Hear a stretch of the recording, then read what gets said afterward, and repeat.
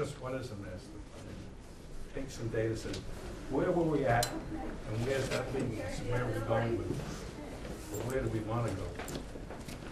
Well, now what we got to do is, what happens next to make sure where we're going lines up where we want to go. It takes a lot of analysis, a lot of data gathering, and we've had the firm of Brown and Walker, well-experienced town planners helping us, gathering this data, analyzing it, and they're here tonight to show what they got and what the master plan is and what we're going to do with it. So, and I'd like to introduce Juliet Walker, who will make the presentation. Thanks, Ron. I don't know if the lights are adjustable at all. I don't know if this might be hard for people to read, but if not, it's okay. Oh, pitch black. I don't know. It shows up all they're that. gonna- Oh, that's good. Perfect. Yeah.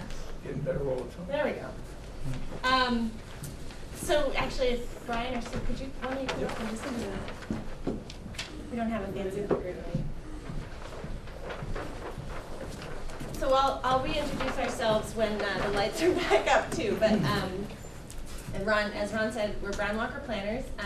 It's myself, Juliet Walker, and Sue Brown, who's in the corner there, and Brian Groth, who's here at the computer. So we're happy you're all here tonight. We are looking forward to having a good discussion with you, and this is part of the Berlin Master Plan update, which is actually a multi-year process. Go ahead. Just to start off with an inspirational quote courtesy Bill Morrish and Catherine Brown, and actually this is one of Sue's favorites, Planning to Stay. This is how we are going to approach this project. We approach all our projects this way, and thinking that your community is your community, and it's about participating in your future of your community. That's what planning is all about. So keep that in mind as we go forward on this discussion and throughout the master planning process. That the outcome is really in your hands in terms of how much you put into this process, but also how much you own this master plan going forward. So I'm going to start with just a quick refresher on what a master plan is. As I said, this is part of a larger process, but we'll be talking about one element of the master plan tonight, but I want to give you the context of the entire master plan and why we're embarking on this. It's a tool that defines your community vision, so it's your input that defines the vision of the future for your community, whether that's similar or different to how it is now. It also is an opportunity to take stock of what you have. So it takes a look at what they call their existing conditions, talks about trends, and analyzes sort of what's going on in your community, where it is now, what outside influences might be influencing different aspects of your community. And finally, the most important part of it is that it recommends strategies for how you achieve that community vision. How do you keep your community the way you want it to be, or how do you make it the way you want it to be? So those are the three essential components of a master plan.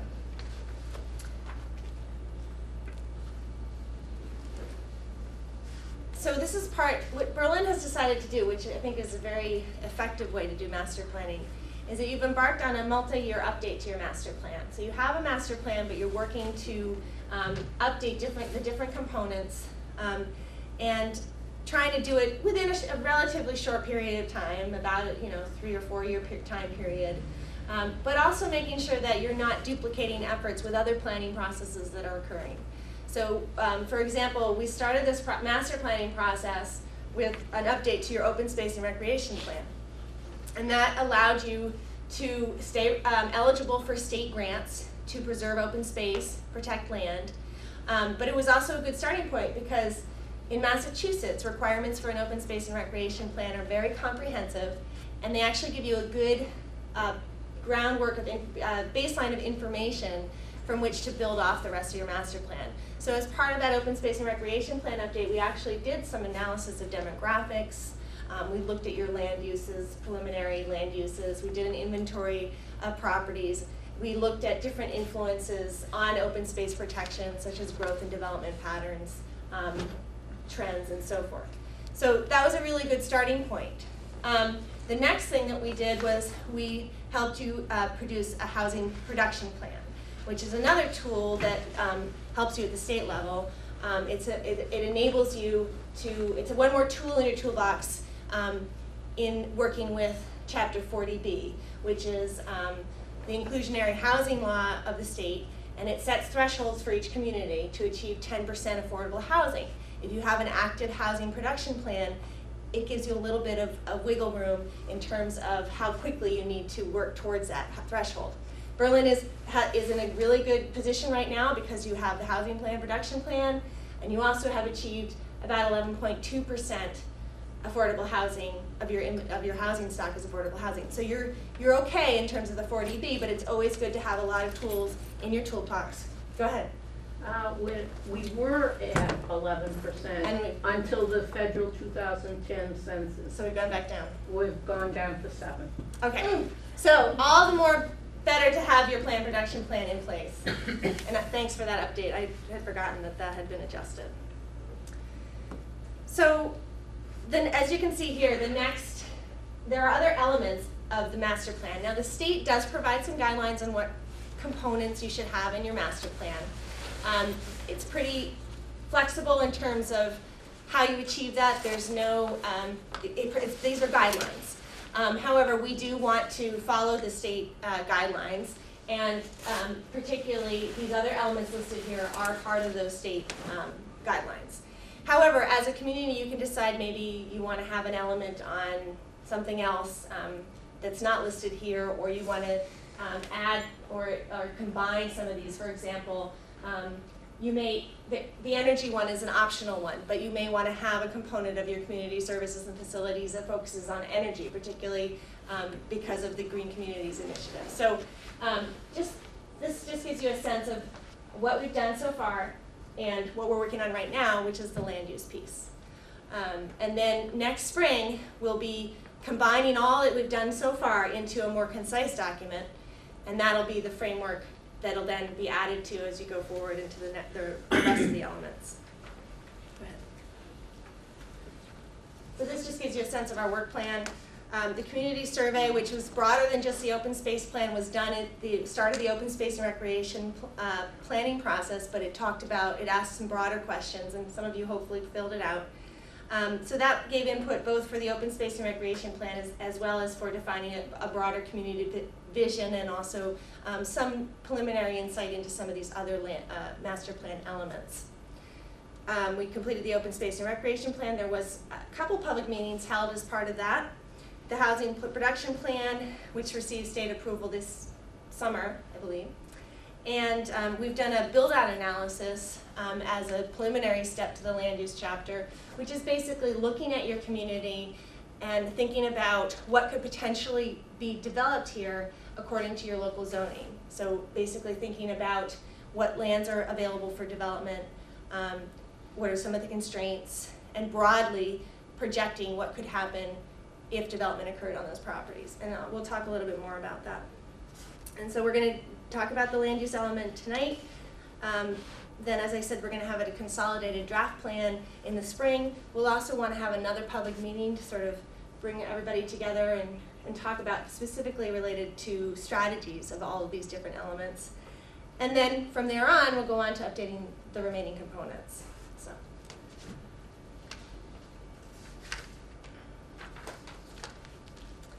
So now I'm just going to run through some facts and figures to get you thinking about the discussion we're going to have. Some facts about your community that you may or may not know. And particularly, we've tried to steer this towards when you think about land use. So how is land used? What types of uses are there in the community? Where are they distributed? Where should they or should they be encouraged, and so forth. But to give you some groundwork, some baseline to think about, your town census, which is we think is more accurate than the 2010 census, although they're not too far off, had you at about 2,800, which is about a 20% increase in population from 2000. So when you're thinking about, growth that maybe, this is sort of evidence that some growth has occurred in Berlin. There was an over 20%, so more than your population increase in the number of households in that same decade. So household growth has outpaced your population growth. And what that reflects, what's also reflective of that is your household size is shrinking. So you're seeing an increase in single occupancy homes, you're seeing an increase in empty nester households. These are all things you can draw out of those numbers. You also have, and this is similar to most communities in Massachusetts, I would say household size overall is shrinking, that's true. Population is aging, it's just a matter of how much it's aging per community, but generally I don't think we've ever worked in a community in the past decade that has not had aging aging population. Your rise was from about, oh, I didn't write that down, what is it? Yep. Was about 46 as of the last census, and in 2000 it was more like 39. What you're seeing is a growth in the older resident population, and I'm not trying to offend anybody, and when I say that, that's basically over 55, but there's fluctuations within that, but most of those age cohorts are seeing a rise, and you're seeing a decrease in sort of the mid-range, 25 to 44. You are seeing some increase in your youth populations, but that may or may not influence your older cohorts, because those folks may not stay in Berlin in the long term. Okay. So now thinking about land use types. As you'll see from this chart, this just shows distribution of land use types in the community, and primarily there's a lot of residential use. You'll see there's also a good portion of agricultural land, also outdoor recreation type land, and vacant properties. About a third of the town's parcel area is open land or land that is otherwise undeveloped, vacant, and about 2,400 acres of that is Chapter 61 lands, which I'll talk about in a second. But those are basically agriculture, actively used as agriculture or forestry or recreation.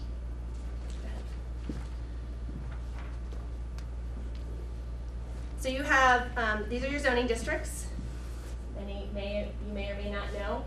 You'll see that most of your land is in the residential agricultural zoning district, and then the rest is distributed throughout the other commercial and light industrial type districts, and as well as the agriculture recreational conservation. Go ahead. Most of the town is in the RA district. It's about 84% of the town's area, which is more or less 80% of your properties in town. This permits, I don't know how familiar you are with your zoning, but just broadly, because I don't want to get into the fine details, but broadly, your residential and agricultural district permits agricultural uses as well as single-family residences. It has a minimum lot area of 80,000 square feet, so fairly large lot area.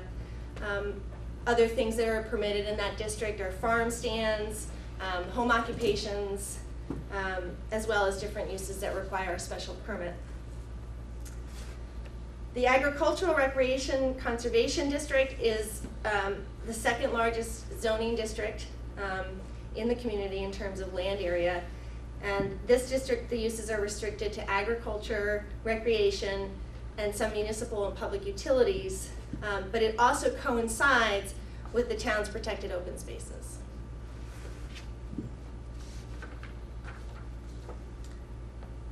And then you have commercial districts. The Village Commercial District basically allows small-scale uses and is focused in 3 historic village centers, Berlin Center, West Berlin, and South Berlin, plus the area around the South Berlin Rotary and River Road. In addition to the uses in the residential districts, the Village Commercial Districts also allows retail stores, offices, banks, and restaurants, and basically similar sort of village type uses. The commercial district is in 3 locations: West Street, north of Allen Road, Carter Street between Highland Street and Route 62, and Coolidge Street between Interstate 495 and the Hudson Town Line. And this allows a greater range of uses than the commercial village district, sort of larger retail and office uses, service stations, garages, and also shopping centers. So that gives you, again, a sort of a broad brush of the zoning. And then limited business was created to permit office, educational, recreation, research and development, and conference and training center uses. It's about 6% of the town's overall area. And so where it's located is Sawyer Hill Road at Wheeler Hill, at the I-495 interchange, along River Road north of the Rotary, extending along the Marlboro-Hudson borders to I-495, and very small areas south of Northbrook at the Marlboro line.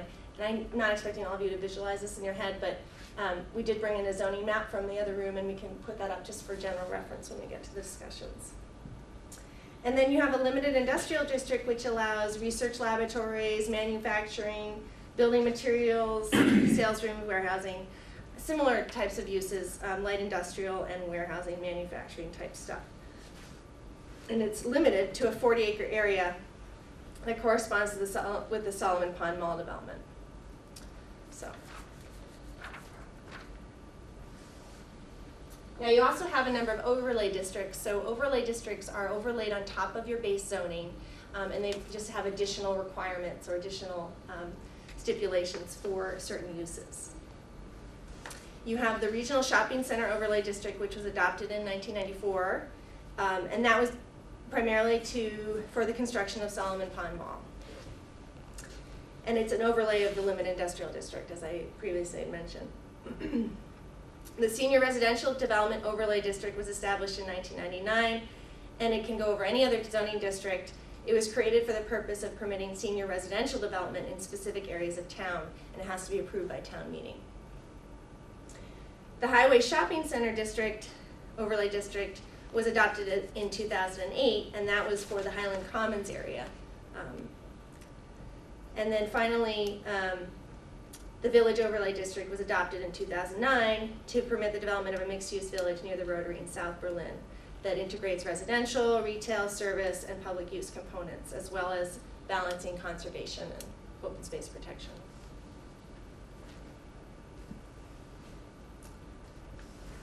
So those are your zoning districts. Those are the kinds of regulations you have, and the distribution of uses, as I mentioned before.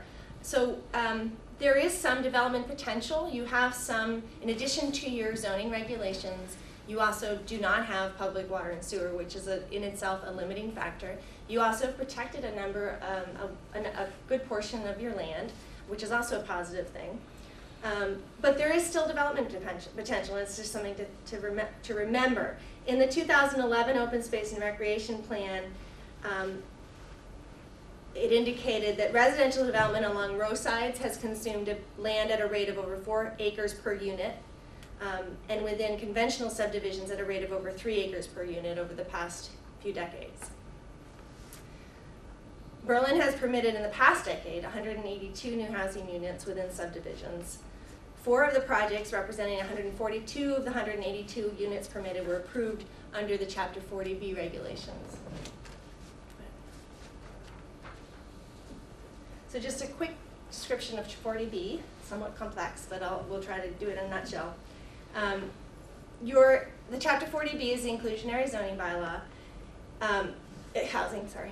It's a state mandated goal for communities to reach 10% of housing stock that is affordable, and I'm going to use this term moderate income because really it's supposed to be affordable housing, and in the definition of low income, I feel it's more appropriate to say moderate income, because if you actually look at the requirements, it's more like a moderate income household. So it's not for the very bottom, it's for a moderate income household. When the community is below the 10%, developers providing affordable units can get around some of your local zoning regulations and land use regulations. So this number is actually wrong. We're down at 7%, right? But you do have an active planned production plan that was approved by the state, so that gives you a little bit of time to make progress toward your 10% without having to feel helpless in front of a developer. Now, I also want to say that there are friendly 40B developments, that communities do work with developers to produce developments that are beneficial and provide affordable housing. It's just that it's helpful for you to not feel that you're at the mercy of a developer and that you are able to negotiate fairly at the table. So it's just something to work towards as a community goal. Yeah, go ahead. which projects that we may have on the drawing board are not on that, included in that number, Eloise? Didn't that include everything? I think there are a I few thought we on did. that list that haven't been built. Correct. Yeah, so that's, No, I'm just saying that, so we've dropped down to 7. Yes, And we've included everything that's in the future. yes, but River part of bridges, that is river- because you've got these other new houses. River bridges, all of River bridges? No, River Bridge Okay, is that's not. what I'm asking you. So, The state is aware of it. I did ask for a waiver and they said no because they could not give me a waiver because it didn't meet federal guidelines. okay, and Northbrook 2 is in, Correct, okay, but River Bridges 80 correct. aren't in. And River Bridges 80 would put us where again? Well over 10%. Okay, yeah, good, And it's rental, so you count all of yeah. it. so that, the good news is that it doesn't, compared to other communities, it won't take you much, although 80 is still a lot for this, a community the size of Berlin, to get to that threshold again. But again, as I said, you do have a planned production plan, so it gives you a little bit of, to have both of those, both working on providing affordable stock as well as having your planned production plan and keeping that active.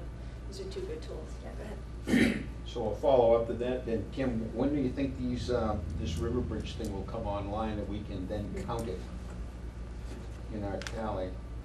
Well, I mean, I think Matt would probably say within 5 years. I'll be retired in 5 years. But So in the meantime, are we vulnerable then? We're Yes. still open to this 40B club? To a degree, but we have the planned production plan.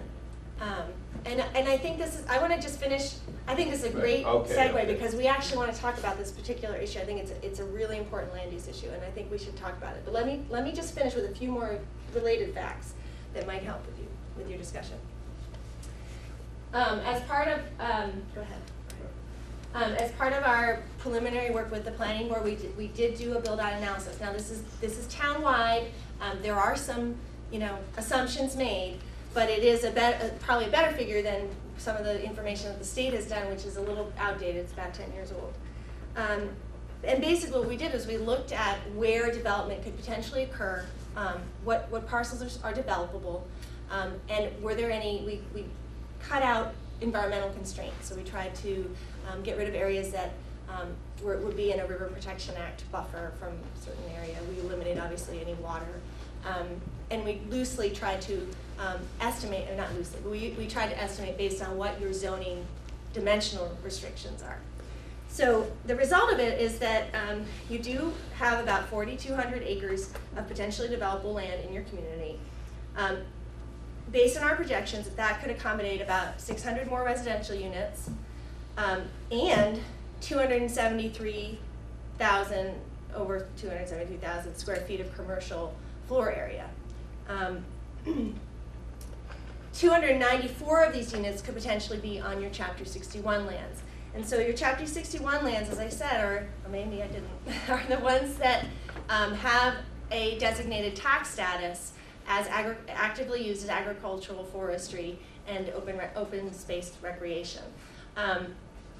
Those, we feel, offer a primary opportunity for the community in negotiating with the landowner when and if they're taken out of active use, because the town does have the right of first refusal on a bona fide offer for those properties. So projecting out what this could impact in terms of your number of residents, this is based on your household size. So your current household size could potentially increase to about 1,500 more residents and about 272 school-age children. Now, please take into effect, please remember that this does not, this is assuming you don't have public, that this is in spite of the fact that you don't have public water and sewer. So it's likely that this is not gonna occur, but we try to be very conservative because this would all have to be privately sewered and watered, so. Does that include the 294 units on Chapter 61 land? Yes. So the 294 is a sub-number of the 599. all right. Yeah. So this is a little bit scary. That's what build-out analysis are supposed to do. But I think it's a message that you want to take away and that you can think about, okay, there is some potential for development in our community. We're not immune to that. Are there some strategies we want to think about, or are there areas that we want to encourage the development that might happen? So that's where we get into what we want from you. And if you could just put up the lights, Eloise, that'd be great. We gave you a handout that's, I'm just going to briefly touch on what's in the handout. It's some preliminary conclusions that we've come up with, and again, this is based on some preliminary discussions with the planning board, about some strategies you might consider in terms of how to guide, oh, so you didn't write out the handout. No, I'll no, give you most some. people Oh, have. okay. It might have been. Yeah, my Does mother does said- anyone else not have them? I'll give you a moment. They're up back with the goodies. That's right. Now we Gotta know go how have to those goodies.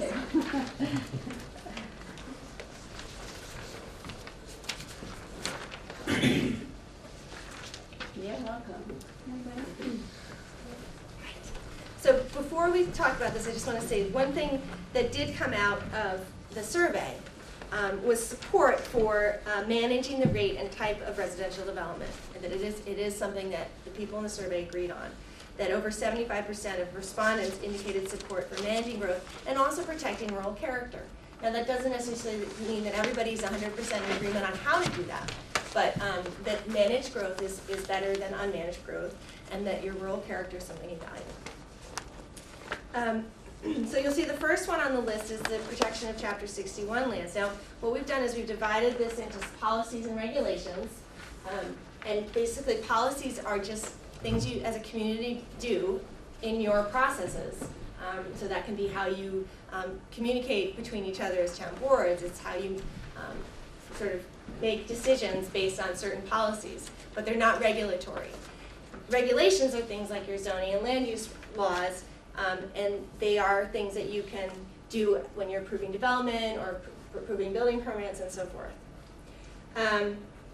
So on the policy part, protection of Chapter 61 lands would take an effort, a collaboration effort on the part of the town in working with landowners who may or may be interested in removing their town from their land from Chapter 61 status, with the idea that they may be interested in selling it.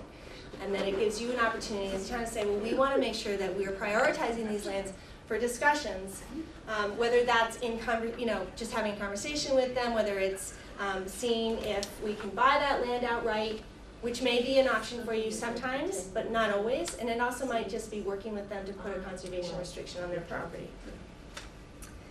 The other policy area is thinking about Chapter 40B, not only in what you're already doing, which is keeping your production plan up to date, but also an idea has come out to work with you at the state level and think about counting some of these units that have been approved but haven't been filled. And so once people don't occupy them who are on your affordability list, then they get removed. So that's just one opportunity for Chapter 40B. But in general, I think just having a policy of always being proactive about your Chapter 40B, your 40B requirements can just be a general policy of the community.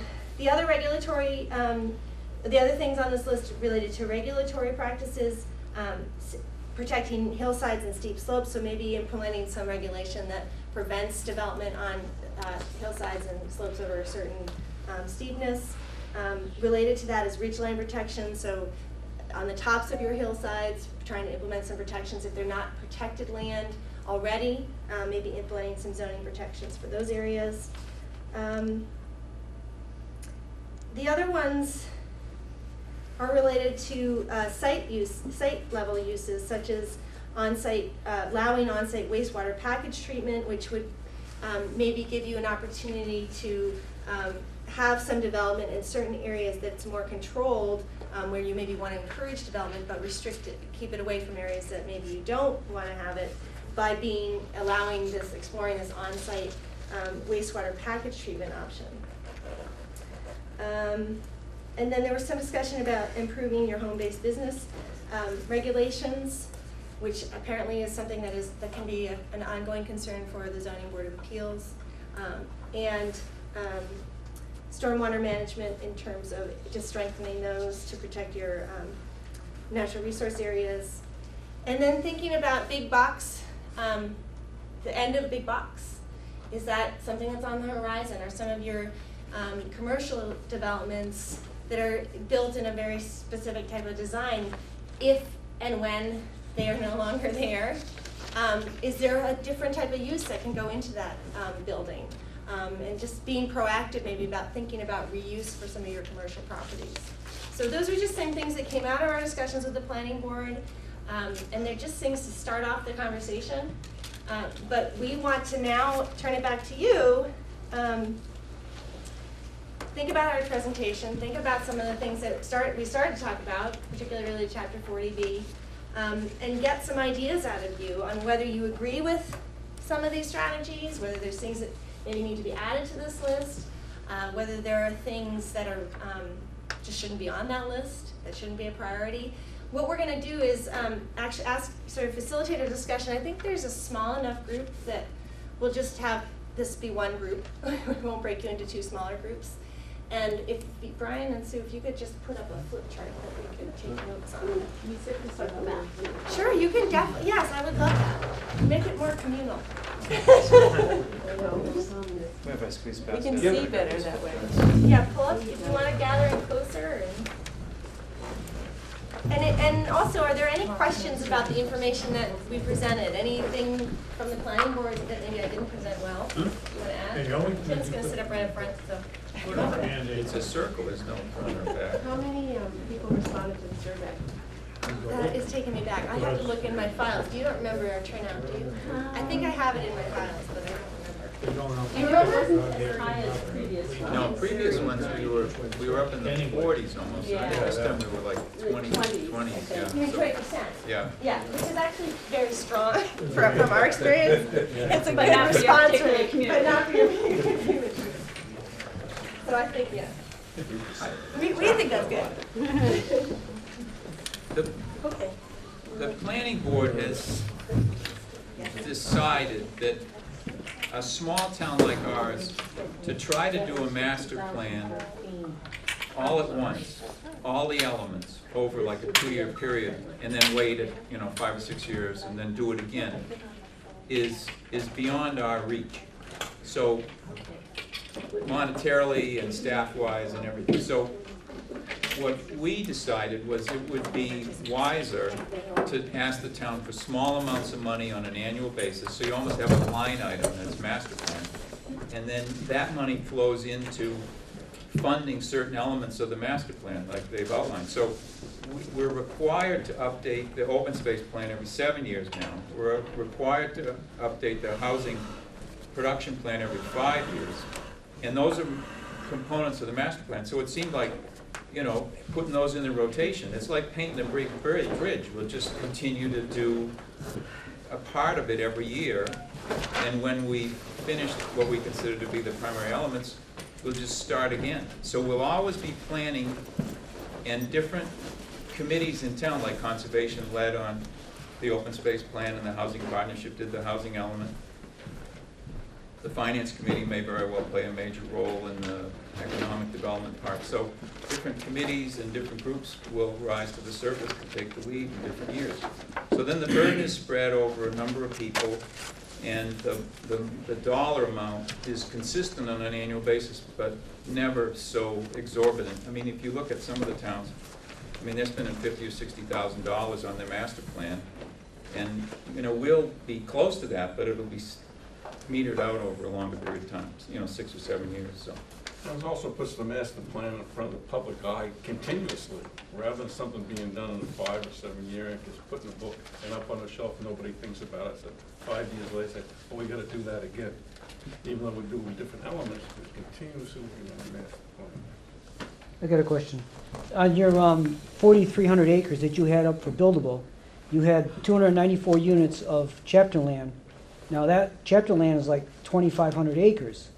So are you? It was eliminating, it was focused on the developable portions of that. So we eliminated things like wetlands, buffer areas around. So it wasn't the streams. full 2,400 acres then?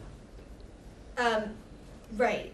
It took into, it applied it to all those 24 acres, but we subtracted out areas that are considered undevelopable because of land, just environmental constraints.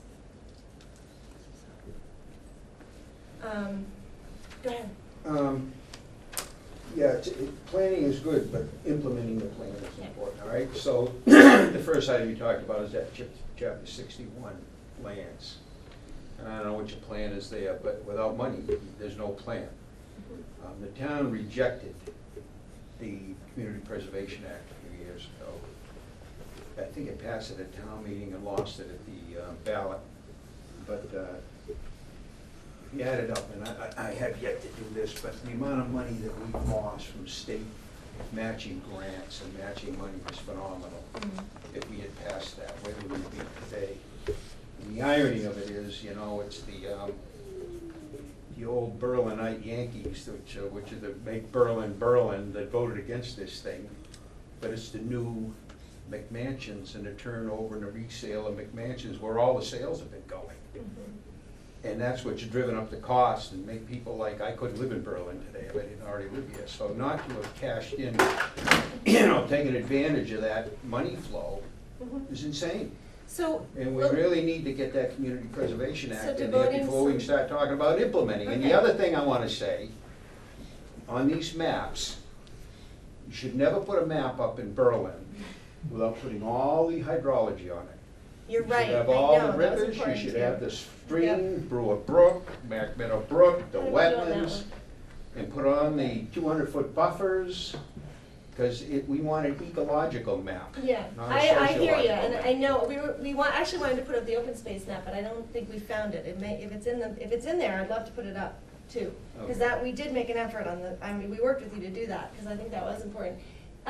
Over here, this map behind Ron is the build-out map, which is actually the draft. I mean, it has a few tweaks that still need to be made on it, but all the white areas are undeveloped areas. So those are the undevelopable areas.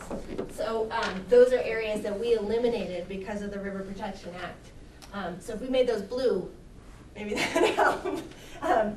So that just gives you a sense. You'll see that many of them follow the river corridors But and also the wetland areas. Are the So roads on that map? the roads are on this Yeah. map. It's a little hard to tell from this far away, but yeah, they're all there. They kind of run along So the it- center of these, Yeah. the white strip. Right. So the whites are unbuildable. Unbuildable, based on what we.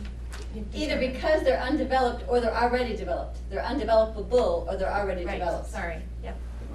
So Developed to their yeah, maximum. They're already developed, so they can't be developed more. But now, if Or they're chapter land's undeveloped. been developed, is that included in the white area?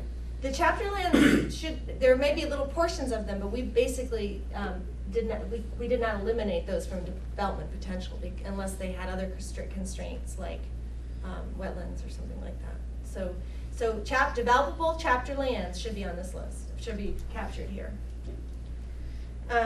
So just to shift a little bit, I think we were getting to some strategies, which is great. I mean, we don't have to stick to a script, but I wanted to give you a little bit of guidelines on maybe how we can have this conversation. I think that the strategies is great as we go through this, thinking of different approaches or ways that we can implement some of these recommendations. But based on what we presented, I was wondering if we could just think about broadly what areas of town should the types of land, in what areas of town, if any, should the types of land uses and pattern of development stay the same? And then at the same time, are there areas that you could see potential for change, that if you were to be the czar of your town and you could say this is where development can occur and this is where it can't, would you pick certain areas, or do you want it to just basically stay the same the way it is? So that's just a general question for anybody to answer. Thoughts and ideas on that? Yeah, go ahead. I like the idea that the development so far is taking place on the outer edges, so that you can go through kind of the center of town and out into the roads, and it's rural. I would hate to see Highland Commons in downtown Berkeley. And I think I think that it's been good, the planning that's been done so far, to put it there.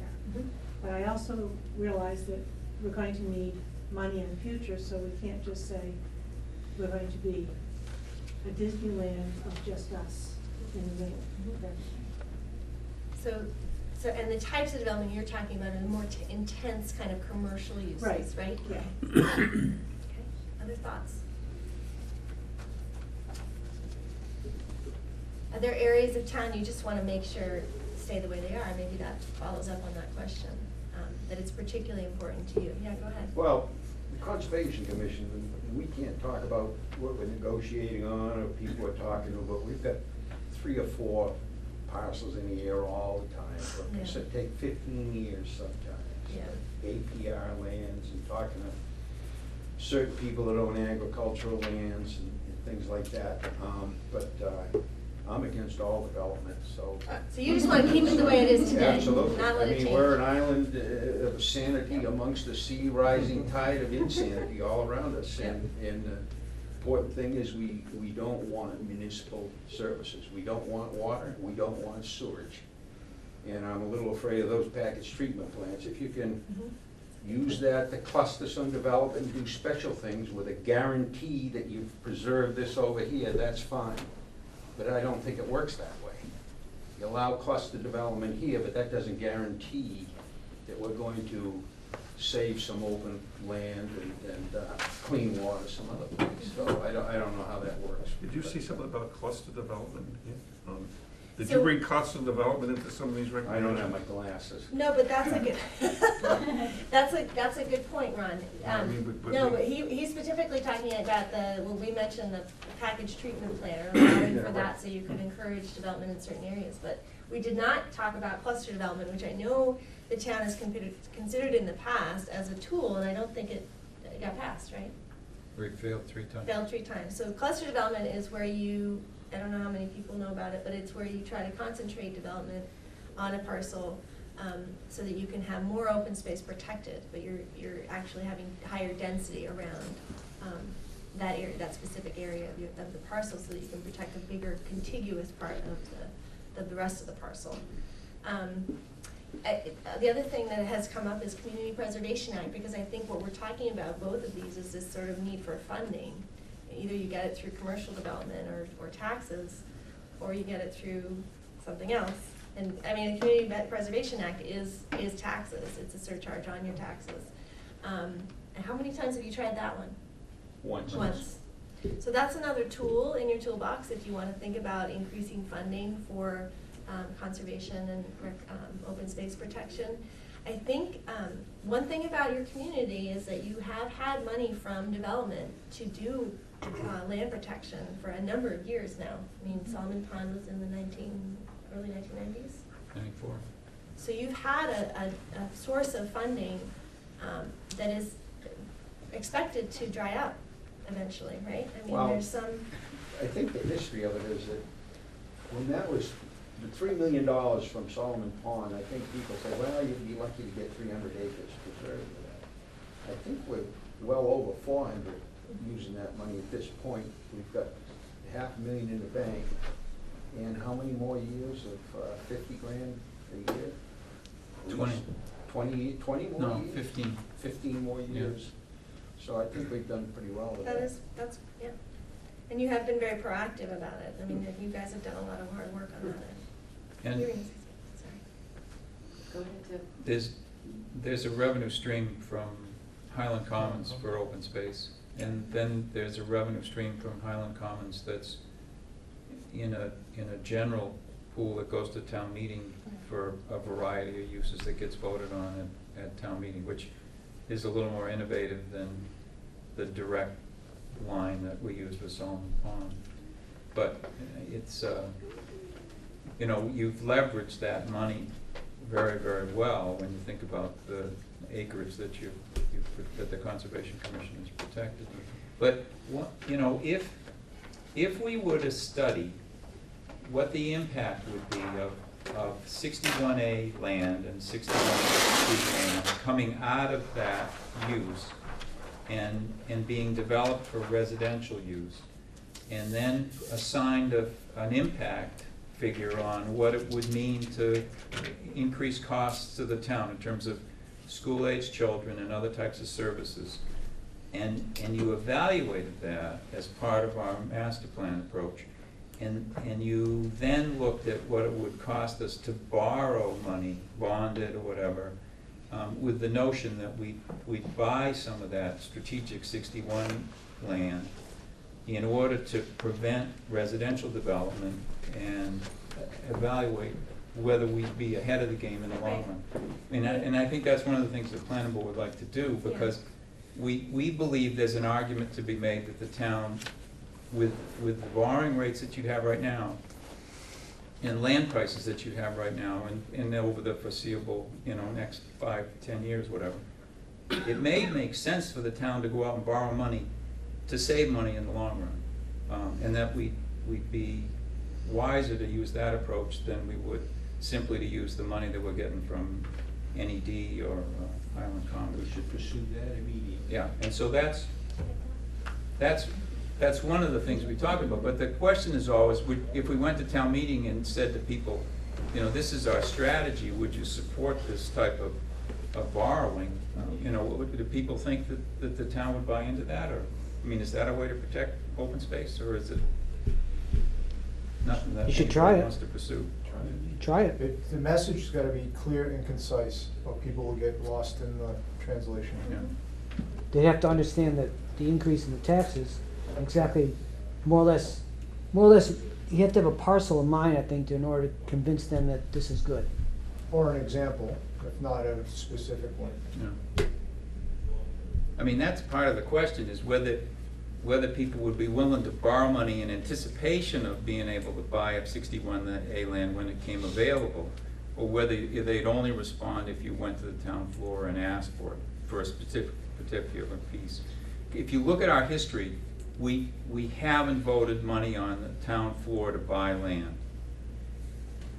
Since the Tyler piece on Mount Pisgah in 1970. We haven't done it, and yet we've protected a tremendous amount of open space with money that is a result of the vote that people took to develop certain portions of land for commercial use. So, it's an odd balance, but in terms of saying we'll vote to raise and appropriate money to buy open space, it hasn't happened here. It's not a tradition. You gotta make that argument that you just brought up, though. We save money in the long run, that the rates are right now. Well, if we can prove it, that's the, we have that's to. the thing, you gotta dwell on that. But if people thought that was something we should pursue, I guess that's, one of the things we try to dig into with one of the next parts of the master plan. There are other perspectives on maybe different views that haven't been represented in terms of, go ahead. I have something to suggest, which I'm not sure exactly where it fits in, but I'll throw it out there because I think pretty much everything that's happened. I love the rural nature of the town. I like the developments on the outside of town. I've lived here 17 years, so I'm relatively new to the town. So, and I appreciate everything that's happened before. I'm very much a person that values what everyone has done that's been here forever. And I want to see if that can continue. And I've been involved with community development projects for bringing people together. So that's sort of I'm happy to let the conservation people do their thing and everybody do their thing. I support that. Yeah. What I see is a need for drawing people together, which is why that's what I'm doing, is making spaces where people can gather. And then along with that, I love it if I could get us moving towards having people to be able to walk safely from their houses to Indian Head Farm. I would love to be able to have my teenagers, children, walk from my house, which is a half mile, north of the center of town to Indian Head, which is 3 miles? That's totally doable, but it's very unsafe. So I'm not sure where that. No, that's great. That's a great conversation- suggestion, and I think it certainly fits into land use, and it also translates You into mean some of the other sidewalks? things we've talked about. Sidewalks would be great, or paths, safe paths, whatever we want to call them. Because cars are just so much more dangerous than horse and buggies. And if we could do We horse and didn't have buggies. awesome buggies when I grew up. There were no horses. ahead, sorry. Yeah, Charlotte. I'd like to piggyback on that idea because I've been involved with Evie on some of the projects.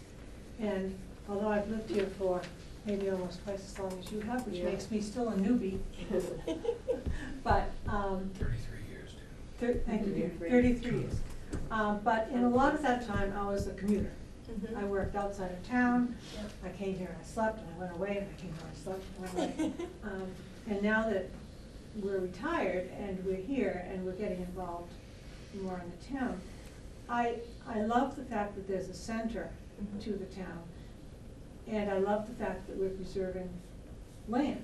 But most of us, a lot of us can't get to that land. And as we try to get people, as Evie says, to come to have a place where we can gather, some of us can't get to the second floor of those places. And we only, in Berlin, we probably only have very few, we're a very small town. But if we want to keep the character of Berlin as a place where we are a community, part of that rural community idea was that people would get together and do things. Well, if we cannot do that because we can't get to the upstairs, that's different from what it was 150 years ago. We're in a different world. We do have ADA. Right. And I would like to see the center of town become more user-friendly to all people in the town, whether they are temporarily incapacitated to get to a second floor, or whether they are permanently, due to that demographic you showed, we're getting older. And so we've been, both Evie and I and Mr. Bickford over there, he has done the groundwork of working with our town hall. Yeah. Evie's been working on the church, I've been working with the library and the other projects. So I think that we all have put our, we've gotten our fingernails dirty on these projects, all of us. And I would like to see the center become, not glitzy. I've seen people redo their town halls and redo things and they become plastic. We haven't. We They're haven't. just accommodating. Yes, Yeah. but How I would like about- to see that. Yeah, and you Workable. mentioned, so the ADA is one component, or accessibility, and how about, you mentioned a few community buildings or community spaces.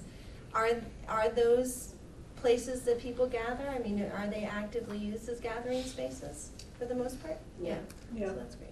10,000 So you people. have those types of uses in your town center, or near your town center. Yeah, we have the Old Town Hall, which is Yeah. about 8,500 people come there every year, so it's pretty busy. Yeah. So it sounds like that's something you want to make sure you keep, that sort of vibrancy of your town center. Yeah, In if I having keep those it. community spaces and the Mhm. accessibility and open to all users. Go ahead.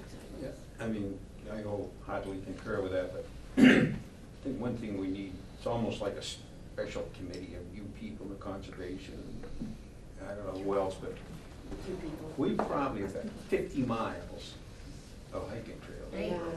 Yeah. Yeah. And you could leave Berlin with a minimum amount of work walking on roads and like go to Sawyer Hill development up there. And we're working now to get linkages of Sawyer Hill and then over to Gates Pond. You could walk for, and hike unbelievably. But I think what the previous speakers have been referring to, and I agree. If you go down towards Sudbury, you see these 3-foot wide paved, winding around trees and, going right into the environment without being intrusive, and they almost fit there. So we could use a few more of those. I would like to see, be able to leave Berlin Center, walk down a sidewalk, or figure out how to walk over through the bank, and then down that driveway across the street, and that one street, you cross that and you could Yeah, that'd be go great. forever and ever. They don't have to be That'd be so paved either. great. I mean, a lot of these could be multi-use. Right, yeah, just That would be a paths. long, I mean, that would be one long way, in fact, to get in To Indian get Head. Indian But you Head, could end yeah. up way down Pleasant Street, and, Yeah. I don't know how you would do it from there, but I mean, there's a lot could be done, the conservation, it's on our agenda of things to do, but frankly, you're fighting development, we're trying to buy Yeah. land. Well, I think if you, we yeah, wanna but I buy think land. you started off with a really great statement that I think is an important message for this whole master plan, is that working across boards so that you're not just focusing on your particular area of responsibility, but you're actually working together on some of these common master plan Yeah. objectives. That's how you get things implemented. You when two work aren't doing much now, cross-borders. maybe we could form a, A committee, Yeah, yeah. just say to Walter, we would like to hike, but we'd also like to dance. There you go. I like that. So from other people that haven't had a chance to give input, thinking about things that you want to keep the same or change, are there things that you find missing in Berlin? And they can be land uses or some of the things we talked about just now in terms of use of spaces. Any good thoughts on that? Everybody's just in agreement? I have one question about existing commercial properties. And does the planning board and the zoning board feel that it has enough power to control the restructuring? For instance, up on 62 on the way to 495, you've got the old outdoor furniture place that's now being redone, or it's up for sale, or has its It's up for own- sale. It's up for sale. Oh, we should put a What- pizza place in there. What kinds Oh, come on. of powers Zoning map, you're- does the planning board and the zoning board, generally the town, feel they have enough to adequately deal with the reuse of properties like That was- that? That was not done properly in the first place. Oh, they didn't do a good job on the building. It wouldn't be allowed today under current zoning. Well, just let But me in throw it general, out. it's a general question, right, about Let whether me throw it you out. feel like I you have the hypothetical. tools that you need to carry forth on what the town wants to see happen. That's a good question for the planning That board. place with, used to be the Wilson? Wilson's, It has to- used to the lawn furniture on Oh, 62. I believe it has to have an Tear it down. agricultural purpose there in order for anything to exist. Next to Best Farm or whatever that is. Wilson's is an odd example because of the way it came to Well, be. let me throw it. But let's, Good for sale? let's say that, let's say that Solomon Pond Mall metamorphoses into something else. Are we prepared to deal with it? And I don't think we've got language that would help us, or a response from the town that would help us figure out, I mean, you know, you see these large malls, regional malls, change and adapt, and that's one of the reasons we said reuse of big boxes. I mean, we need to have some discussion within the town about where that's going, because it may very well come to pass in, you know, 6 or 7. Sears may disappear, you know, what happens? Most of that's in Berlin. If they come to us and say we want to move away from retail to some other use, our language doesn't accommodate that right now, the way I look at it. So we said we need to be prepared to figure out what the possibilities are and then see if we need to modify the language proactively rather than in a reactionary fashion. Well, I was thinking, again, hypothetically, and regarding the center of town and land use and so forth, that what if National Lumber were to pull out? What, is there a way for the town to deal with a reuse of that property in such a way that would enhance the town center rather than not? And so I know it's a hypothetical, I'm just throwing it out there in that context. No, and I think that's another good question for us to ask, and I think that's, again, we need to be proactive about that, because you wouldn't want to be in a situation where National did decide that they didn't want to stay here anymore, and we were faced with, you know, what happens to this ensemble of buildings that are facing us. And if you look at the way the zoning bylaws read right now, and you try to figure out how they meet parking requirements and all that, what would have to come down in order to accommodate it. So, again, that's one of the, we've talked about that a little bit, but haven't gone too far with it. You know, that if a use is similar to what's already there, then the zoning board of appeals can deal with it as part of a new special permit if it's necessary. But National Lumber, Solomon Pond Mall, Wilson's, those are all more complex than anything we've got answers for right now, so But it if needs you- to be addressed. Yeah, but if you had ideas, for example, of uses that, like, you know, sort of broad types of uses, maybe you mentioned just throughout a pizza place. You know, if those are things, you know, specific to location, and you had some sort of broad discussion of that in your master plan, it's a tool, at least a tool that, one tool that the planning board could maybe use in those discussions with landowners, if those properties become available. So it's something to think about. I mean, is that, you know, I open it up to you. Is there a specific use or types of uses that you think are appropriate for those locations, if they were to be redeveloped? I think one thing we ought to consider is, you know, retail creep towards the center of town from some of these outlying, where we did a fairly decent job of keeping the development on the edges, but the only place it's gonna come is as the, you know, real estate picks up and the economy picks up, they're gonna tend to creep closer and closer to town. And that may be okay. I mean, we have some, you know, Wilson's is an example that's trying to be redeveloped or find a tenant or whatever. But we may be able to, if we accept fundamentally that that's going to happen and we want to drive that growth, we may look at things like adding to certain zoning districts package plants that are allowable. And then say in other places we don't want to have it, they're not allowable. So if somebody came in and did an overlay district on a residential agricultural and they want to put a package plan in, fundamentally underlying says, no, you can't do that. That would open up a discussion at least, and we may be able to have a trade-off someplace else. One area I think we probably don't, maybe this is self-serving, but if the population is getting older and older, what are we gonna do in the future when we keep taking people's licenses away, and how are they gonna get to the pharmacy and the doctors? You know, never mind walking on sidewalks and driving down the middle of the road, we'll be walking in the middle of the road too. You know, I think we ought to be looking at that, because the whole population is getting older. Right. So thinking about convenience type uses maybe that Right. people You know, now maybe what are we drive looking farther. about in transportation? Will we in the future need to have some kind of shuttle bus or Oh, something so some services, takes yeah. seniors around, you know? So beyond uses, also services that you might be Right. providing and thinking about.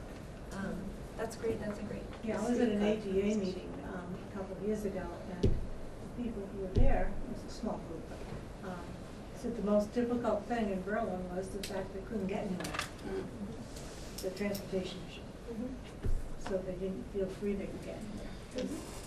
When I was growing up, you could take a bus from Carter Street to Clinton, to Worcester, to Marlborough, to Hudson, to Framingham, to Boston. I could grab the train 2 doors below my house, which is just below yours. Yeah. I could go down there and go into Boston as a kid. Oh, wow, wouldn't that Yeah. be great? It was. And the streetcar. Stage. Watch it, Walter. Trolley. I know when you were born too. Trolley back. How about folks from other, I'm gonna sense there are probably folks from other boards and committees in town. Are there any input from what you do or deal with on a daily basis or monthly basis that you think could be helped or improved through some kind of land use regulation or other types of improvements, strategies, thoughts about that? Yeah. Abby's just gonna come over and make me stand up if I don't say anything, but just when you're talking about space and people utilizing the space that conservation's done a very good job at securing and whatnot from development. We've talked briefly with conservation from recreation.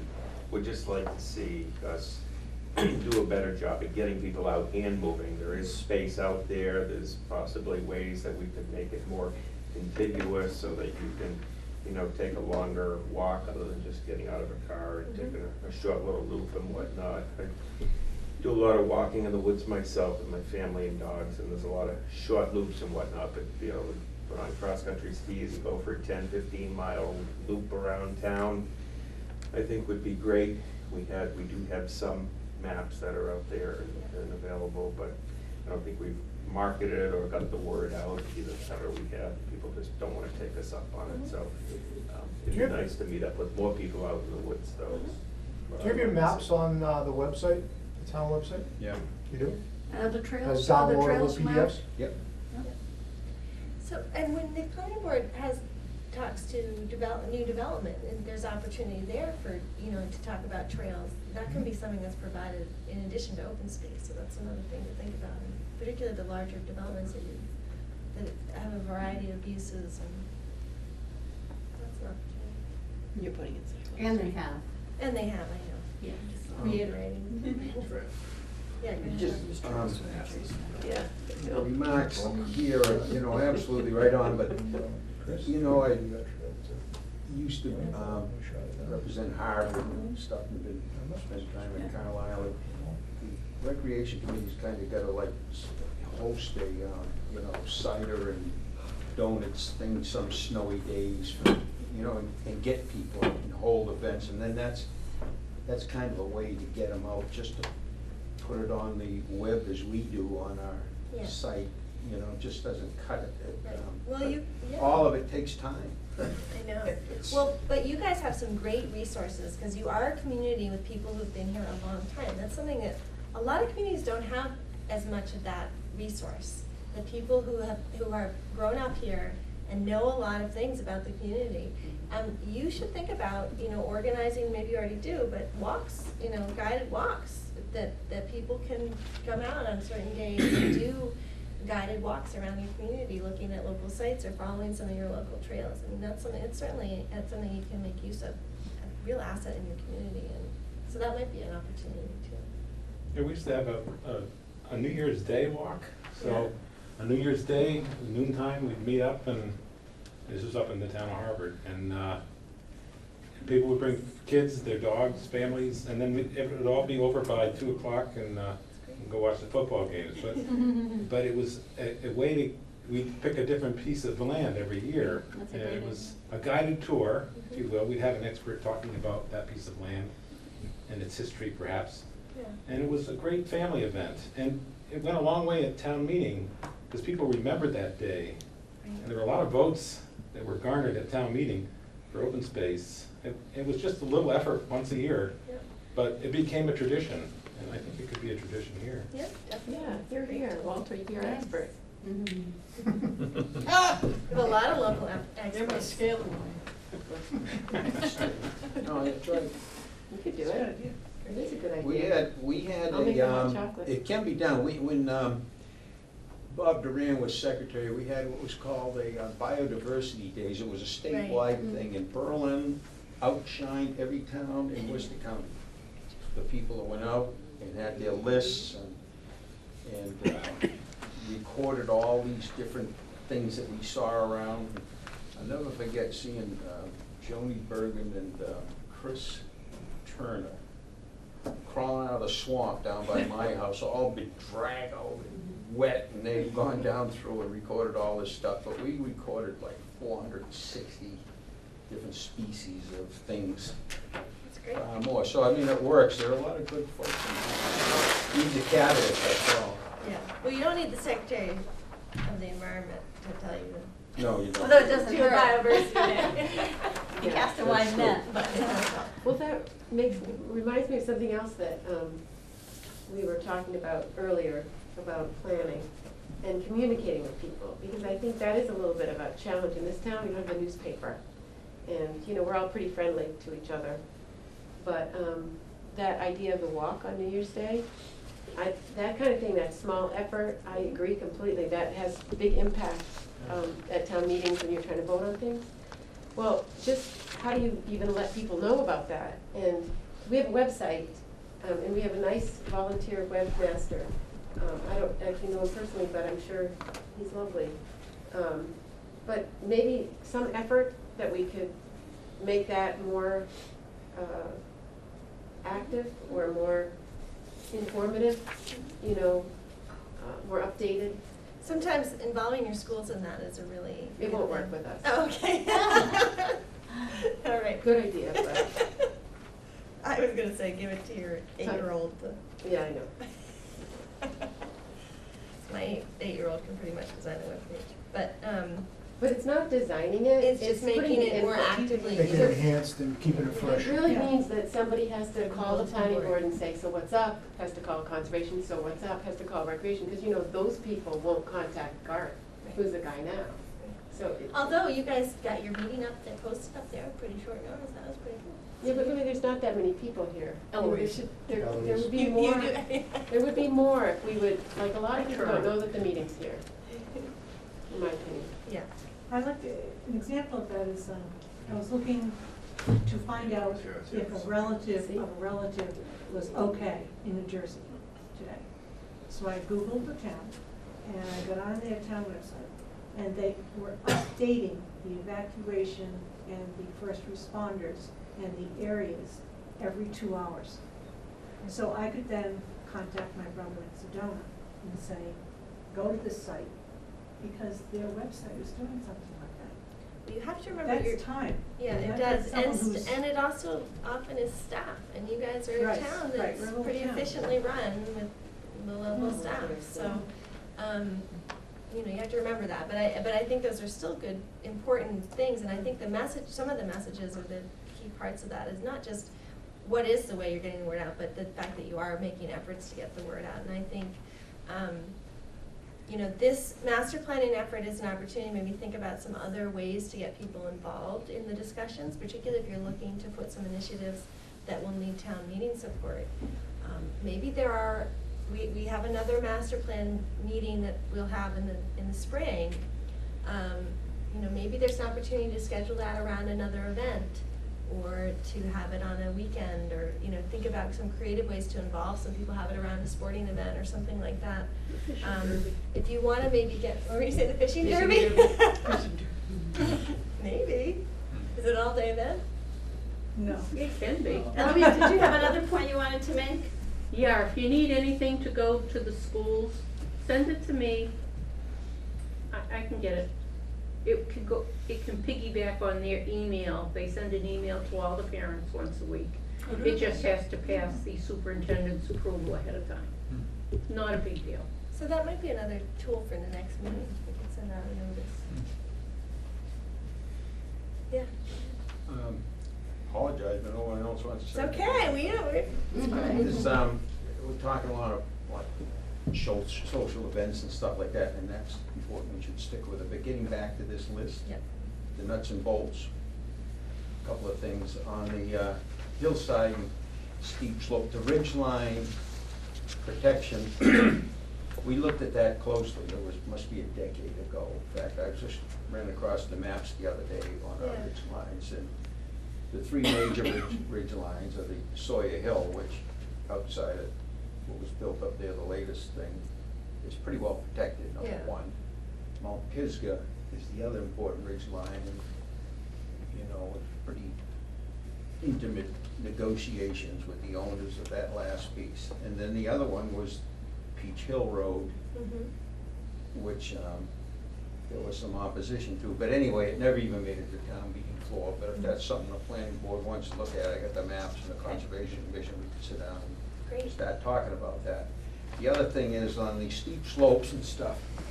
I think it's important, I don't think many people realize this and think about it, but the most important board in this town is the Board of Health. Because they control Title V, where leach fields go, where wells go, and we've got some good people on there. One in particular is pretty good, she's pretty tough too, really knows her bylaws and stuff, but frankly, I think we need to show them a little appreciation, a little support, because it takes a lot of guts to put yourself through the physiological trauma of saying no. And I don't think, frankly, I don't think they've been doing it enough lately. There's a couple of incidents in the past couple of years that never would have got by me, I'll tell you that. There's a number of them around town, but if we don't get a handle on where the sewage systems are going and how they're being built, and a minimum state code is just that, a minimum state code. It is not adequate. And we need to enforce our Berlin minimum state code, which I wrote in 1970, and really is really an important thing of why Berlin's Berlin today. And, but anyway, the Board of Health is something we've got to support a little bit, and that could address this hillside steep Right, slope. it could You help. can't put leach fields on it. You Right, shouldn't then be they doing won't it. have to make those decisions. Right. And it's also, one thing I neglected to say, which is the next phase of this master planning process, is that we want to go directly to each of the boards and present these lists of strategies that have come out, both of this discussion, as well as discussions with the planning board, and get their input as well. So I think that's helpful to think about, and that it could also help with the Board of Health decision-making process. Yeah, again, we're getting back to some of these things on here. Ignorance on my part. Under home-based businesses, and the planning board maybe can help me out here. Yeah. One of the key concerns is how to control home-based businesses becoming too large or expanding beyond the capacity originally granted. One of the things that's happening in the world is that internet is making more and more people able to work from home. Right. I'm not sure what. This would not discourage that. This is more thinking about the exterior impacts of home-based businesses. So these are places that maybe start as a small landscaping type business that has no substantial equipment, and doesn't have a lot of extra vehicles, but gradually sort of grows. And the thing about those kind of home-based businesses is they're incubators, kind of, for eventually maybe some people might grow beyond what was originally planned as part of that permitting. So my understanding is that sometimes that it's hard to control how big they grow. They sort of get permitted under the home-based home occupation use, and then it's sort of figuring out where do you draw the line on how big they can grow. And I think there's been some incidences where it's primarily the neighbors start to get a little impacted by equipment storage and noises and stuff like that. So it's not trying to discourage the ability to work from home and to have a home-based business, but it's trying to figure out at what point does it get to become a nuisance to your neighbors, and when does it become more than just a home-based business. Okay, So, so and the I know internal things that happen within my house probably wouldn't impact. And they like saying shouldn't, 6 of no. my 8 acres in Right. Chile. Most home-based occupation ordinances they deal with the external impacts, like, are you gonna have a lot of cars parked there? Are you gonna have clients and stuff, and, that, it's how you're gonna be impacting your I'm not gonna neighbors. They're start not gonna assuming. really worry about.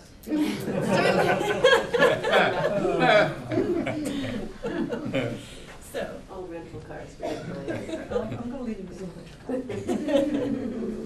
But that's where that came from. Okay. And I think that's also an area that we will get some input maybe on the Board of Appeals too. Other questions about the ones we listed, the recommended strategies? One that came up too was the big box conversions, and I think you touched on it too with reuse of properties. And so any other thoughts? Yeah, go ahead.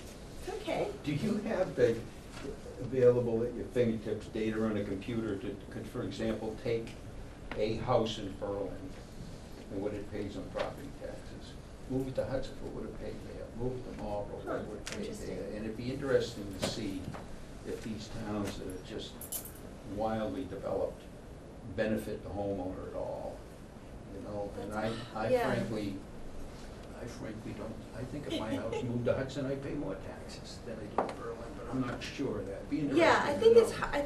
think that's something that we could certainly look at. It's a hard comparison to do because there are so many other things that influence Right. that. Like, for example, you guys do have a somewhat unique situation with the development that you've Right. had in Berlin. I mean, it'd be hard for us to find another community Would be- that would be had hard that to- type of history, but. It'd be hard to know what your house would be assessed for in another, it would be easy to take their rate and apply it to what your house is assessed for Right. here, but you had no idea what it would be assessed for in that Well, particular community. I just remember somebody getting up at town meeting one time, I forgot what piece of land we were gonna buy, and asked the question, well, won't this make that taxes go up, we should develop that land instead of protect it? And that just rings in my ear, all the time. Well, what we can do is just show some comparison. I mean, tax rates and, assessed value are good comparison tools.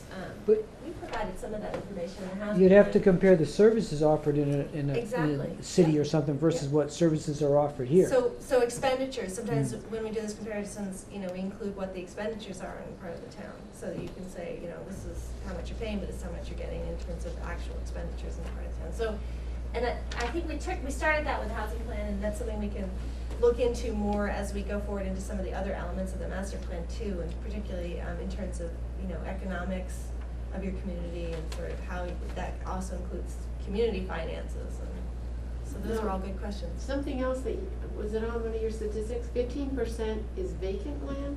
What is that? In the- Oh, yes. Is that foreclosed? So that was based on the assessors database, and it's an assigned land use category. It's actually vacant land. So does that mean there's houses that nobody lives in? No, it generally means there's no development on Oh, it. no land, Yeah. no, okay. Yeah. So what about foreclosed properties? Did we do any kind of inventory of foreclosures? I mean, is that a real issue so in too. Berlin? The assessors have that information. Yeah. Well, there's that one house in the town center that bothers me, It's that nice house next to Fran Gill and Faith Lindsay, that in between there. Well, that's certainly something that you can address with a land There's use probably strategy. more houses. I know there's one on Walnut Street. Pleasant Street? One on Pleasant Street. Maybe it's not a huge So getting a deal, handle but on foreclosed it just properties and goes by- thinking about ways to work with either the banks or whoever. Yeah, get the banks to sell it, Yeah, or okay. find people to live there, because Yeah, it's that's just, certainly especially the advice. historic houses. Yep. I don't want them to lose their, fall apart. Are some towns successful in forcing the mortgage lenders to be able to get it churned over? I mean, I look at the one on my street, nothing's happened for a year, and I ask questions, and they say, well, that's so intertangled there, that they look at the pile that they have to do, well, that's not an easy one, that gets put to the side. Well, the Goes through banks- winter time, falls into gets. The banks have to decide at what point they want to let it go at a loss. Oh, I realize that, I'm asking, do Towns have much of a say in have that? any kind of? I haven't had any specific experience with that, and I don't know if Brian or Sue has, but I think it's certainly something you can at least look into.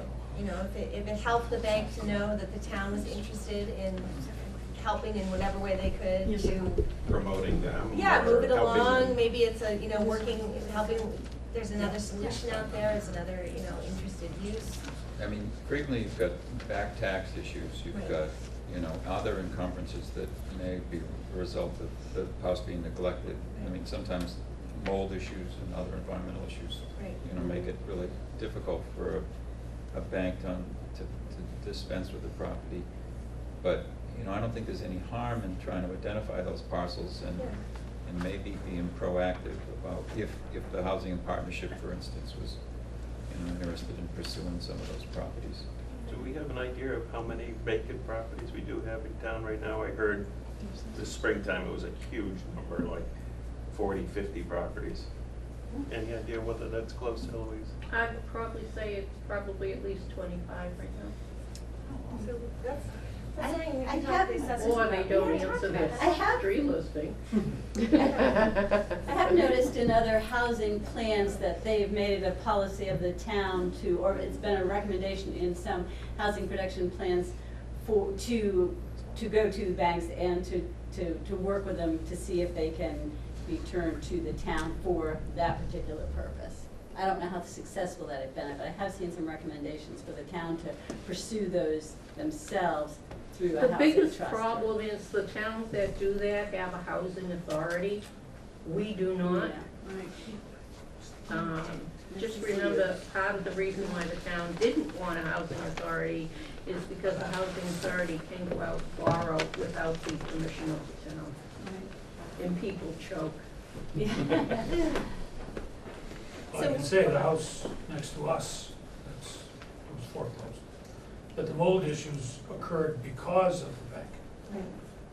That the bank hired a company to winterize the house and hired them at the end of March. And by that time, all the pipes had already burst. So they had to come in and gut the whole downstairs. It was just awful.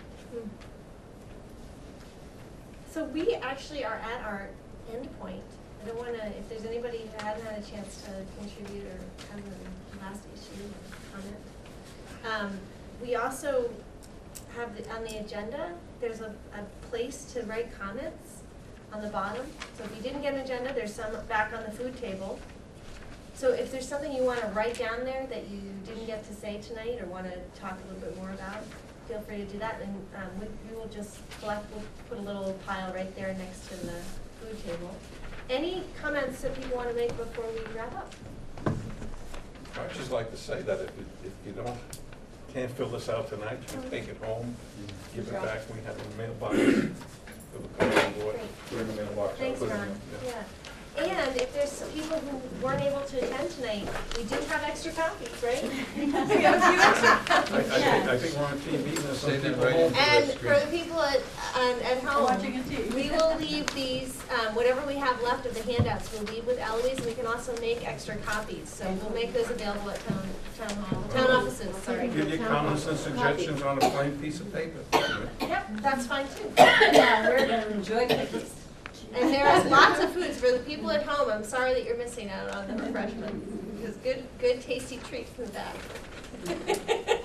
Thank you. Thank you all for being here. Thank you.